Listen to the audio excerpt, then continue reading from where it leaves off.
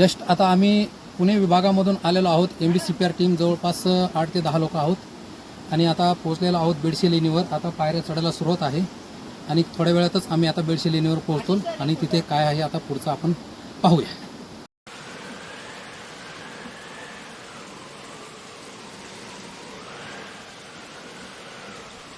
आता सर्व सदस्यांनी लेणीच्या पायऱ्या चढायला सुरुवात केलेली आहे आणि आपण बघू शकता फारच मनमोहक आणि पावसाळी वातावरण असल्यामुळं सुंदर असं दृश्य आपल्याला पाहायला मिळत आहे.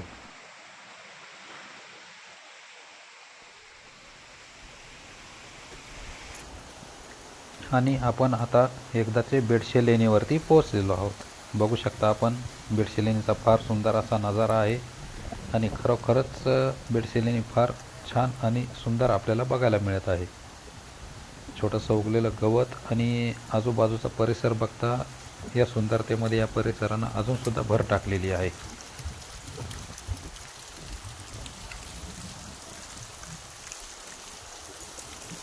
आजच्या कार्यशाळेची सुरुवात बुद्धस्तूप पूजेपासून करण्यात आली.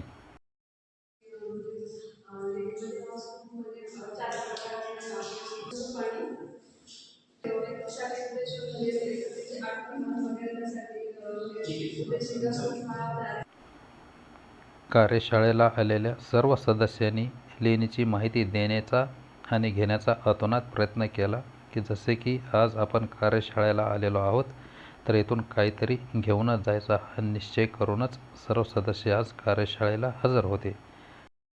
आपण आलेलो आहोत लेणी क्रमांक 1 मध्ये. या ठिकाणी आपल्याला स्तूप कोरलेला पाहायला मिळतो. हा स्तूप अर्धवट कोरलेला आहे. त्याचं कारण असं या ठिकाणी जे काही दगड आहे हा दगड ठिसूळ लागल्यामुळं या लेणीचं अर्धवट काम पाहायला मिळतं. दुसरी गोष्ट अशी या लेणीमध्ये आपल्याला पाणी आलेले पण दिसते कारण की ही लेणी ह्या लेणीचा जो दगडाचा भाग आहे तो ठिसूळ लागल्यामुळं लेणीमध्ये पाणी पण येते. त्यामुळे या लेणीचं काम अर्धवट आपल्याला पाहायला मिळतं. हा अर्धवट कोरलेला स्तूप दिसतोय.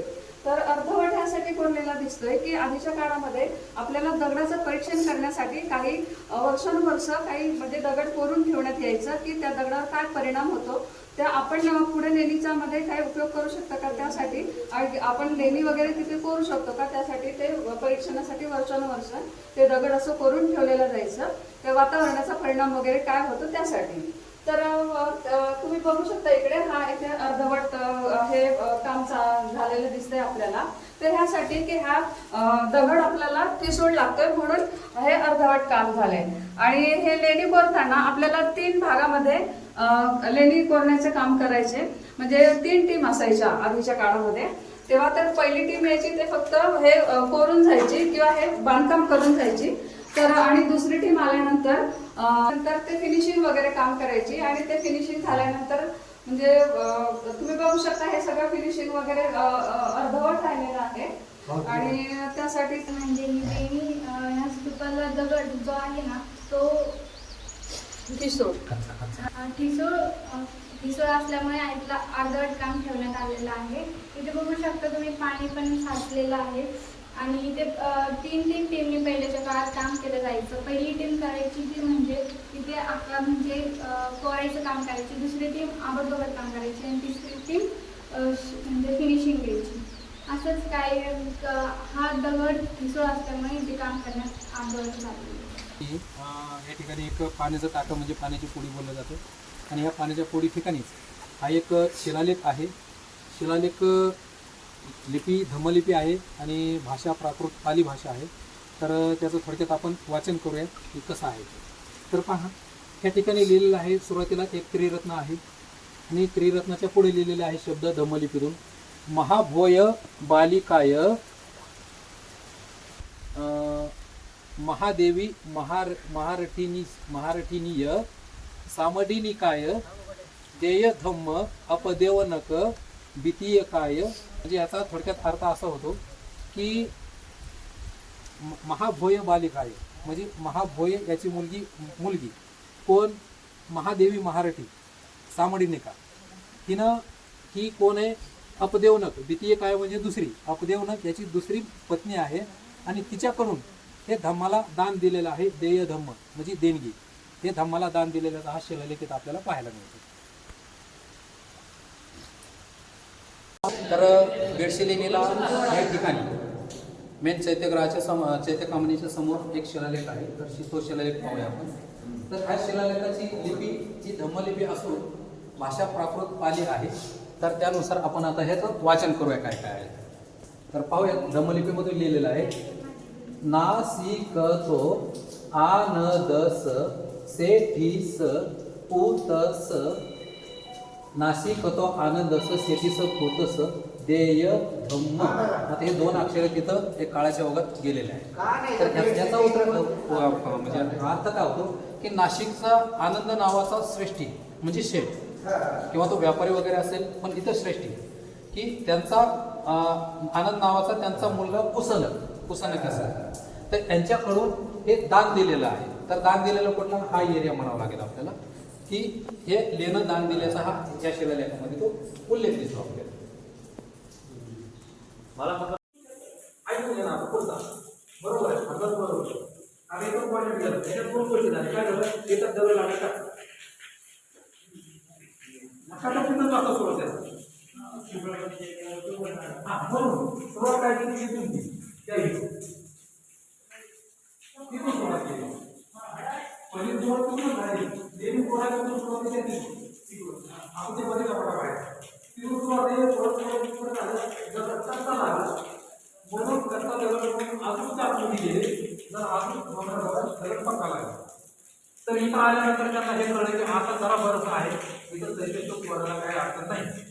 पण विषय हा झाला की कोर्टा पुन्हा त्याला एक कडा गेला की हे बघा इथं कडे गेलेला आहे, म्हणजे आता एक पट्टा गेलेला आहे, आपण इथं बघितलं एक पट्टा गेला आहे, काय एक पट्टा गेला आता दैत्य चुकामध्ये जर एक पट्टा आता ते सांगितला किंवा भाग साईडला जायला आता याचं तिला माती का मग आता आपण बोललोय तिथपर्यंत बोलत राहतोय. आता त्याचं करायचं काय, बरोबर. आता त्याचं करायचं काय मग तर मग आता त्याचं काय करायचं कॅन्सल झाला तेव्हा तो कॅन्सलच केला.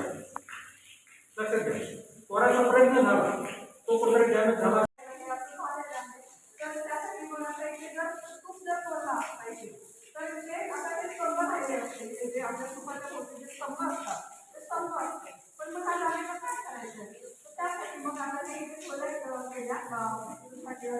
आणि ते दरवाजे वगैरे केले आणि मग मी आता त्याचं पद्धत ठेवलं आणि हे विहारसाठी मग ते जागा आपल्याला वापरण्यासाठी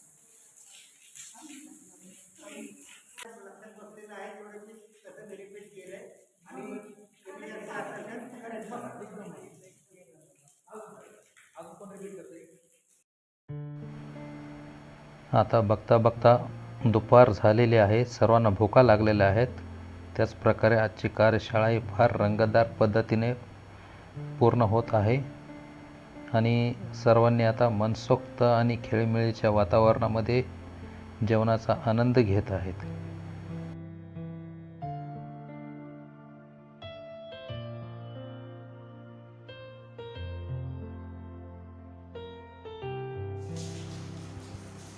आपण आता बघू शकता लेणीचं सौंदर्य, लेणी कोरण्याची कलाकुसर आणि लेणीची भव्यता.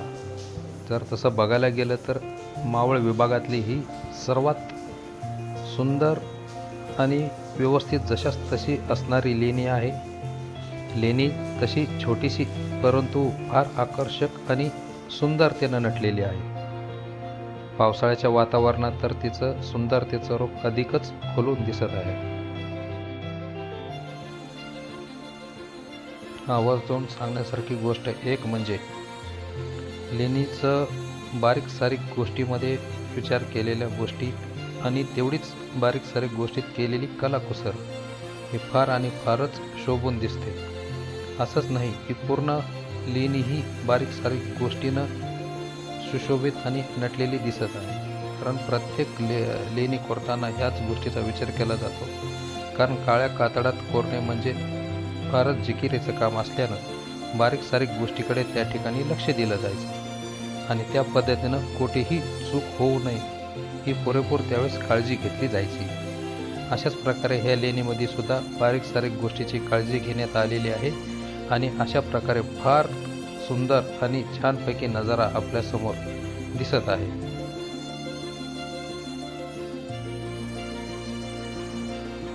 आज आलेल्या सर्व सदस्याने मधल्या वेळेमध्ये लेणी फार आणि बारीक सारीक गोष्टी पाहून घेतल्या.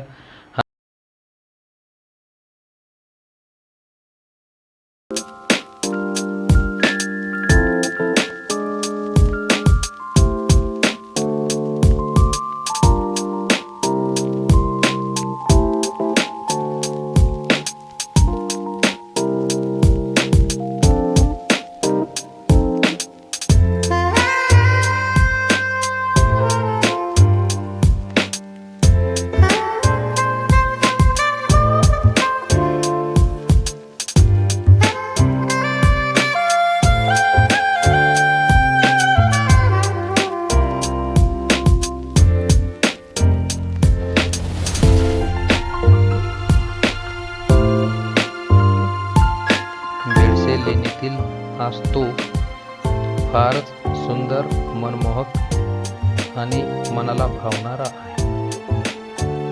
प्रत्येक व्यक्ती इथं आल्यानंतर तिथे नतमस्तक झाल्याशिवाय राहत नाही.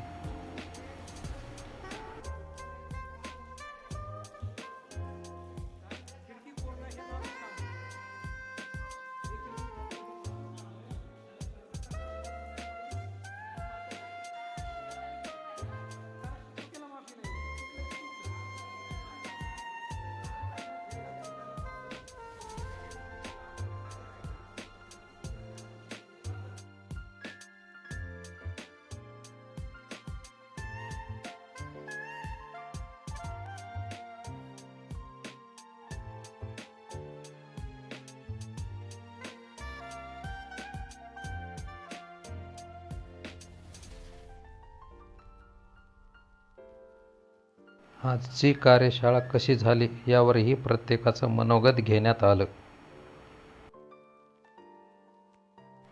पावसाच्या छान वातावरणात सर्वांनी एक ग्रुप फोटो घेऊन परतीचा प्रवास सुरू झाला. आजच्या कार्यशाळेमधील सर्व सदस्य कार्यशाळेदरम्यान फारच खुश असल्याने लेणी उतरतानाही त्यांनी प्रत्येकाने मनमुराद पावसाळे आनंद लुटण्याचा प्रयत्न केला. प्रत्येकाला अशा वातावरणामध्ये सेल्फी फोटो काढण्याचा मोह आवरता आला नाही.